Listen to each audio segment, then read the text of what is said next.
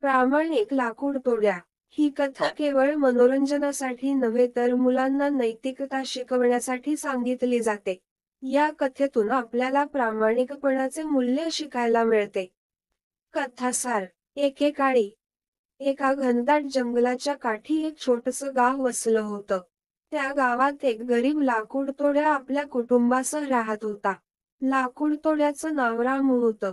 तो अत्यंत मेहनती आणि प्रामाणिक माणूस होता. त्याचा दिवस जंगलात लाकूड तोडण्यात आणि बाजारात लाकूड विकून पैसे कमवण्यात जात असे. त्याच्या कुटुंबाची गुजरण हेच एकमेव साधन होतं. त्याच्याकडे असलेली एकमेव कुऱ्हाड ही त्याचं जीवनाचे साधन होती. कुऱ्हाड हरवण्याची घटना. एके दिवशी रामू नेहमीप्रमाणे जंगलात लाकूड तोडण्यासाठी गेला. तो एक मोठं झाड तोडत असताना अचानक त्याची कुऱ्हाड त्याच्या हातून निसटली आणि नदीत पडली. नदीचं पाणी खूप खोल होतं, त्यामुळे कुऱ्हाड बाहेर काढणं त्याच्यासाठी अशक्य होतं. कुऱ्हाड हरवल्यामुळे रामू फारच निराश झाला. तो नदीच्या काठावर बसून रडू लागला. त्याचं रडणं इतकं हृदयद्रावक होतं की आसपासच्या पक्ष्यांनाही त्याचं दुःख जाणवलं. नदीच्या देवतेचा अवतार. रामूचं रडणं ऐकून नदीच्या देवतेला दया आली. ती अचानक नदीच्या पाण्यातून वर आली आणि रामूला विचारलं, "का रे बाळा, का रडतोस?" रामूने देवतेला आपली अडचण सांगितली. तो म्हणाला, "माझी एकमेव कुऱ्हाड नदीत पडली आहे. ती माझ्या उपजीविकेचं साधन आहे.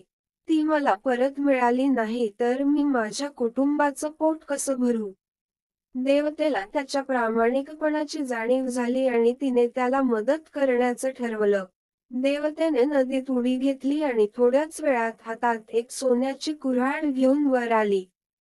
तिने रामूला विचारलं, "बाळा, ही तुझी कुऱ्हाड आहे का?"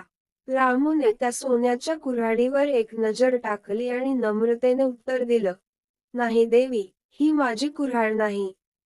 माझी कुऱ्हाड लोखंडाची आहे." देवतेला रामूचं उत्तर ऐकून आनंद झाला. ती परत नदीत गेली आणि काही वेळानंतर एक चांदीची कुऱ्हाड घेऊन वर आली. तिने पुन्हा विचारलं, "ही तुझी कुऱ्हाड आहे का?"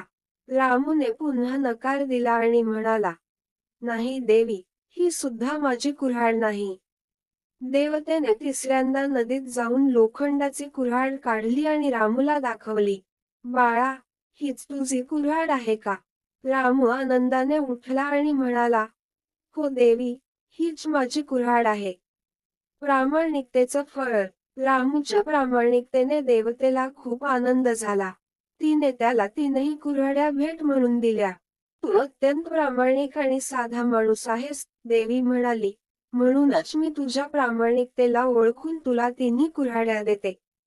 रामूने देवतेचे आभार मानले आणि त्या तिन्ही कुऱ्हाड्या घेऊन आपल्या घरी परतला. घरी येऊन त्याने आपल्या कुटुंबाला सगळी हकीकत सांगितली. त्याची पत्नी आणि मुलेही आनंदित झाली. रामूने त्या सोन्याच्या आणि चांदीच्या कुऱ्हाड्या विकून मोठ्या प्रमाणात पैसे मिळवले आणि आपल्या कुटुंबाचं जीवनमान उंचावलं. पण त्याच्या प्रामाणिकतेला कधीच तिलांजली दिली नाही. कथेतून शिकण्यासारख्या गोष्टी. प्रामाणिक लाकूड तोड्या. या कथेतून आपल्याला काही महत्त्वाच्या गोष्टी शिकायला मिळतात. 1.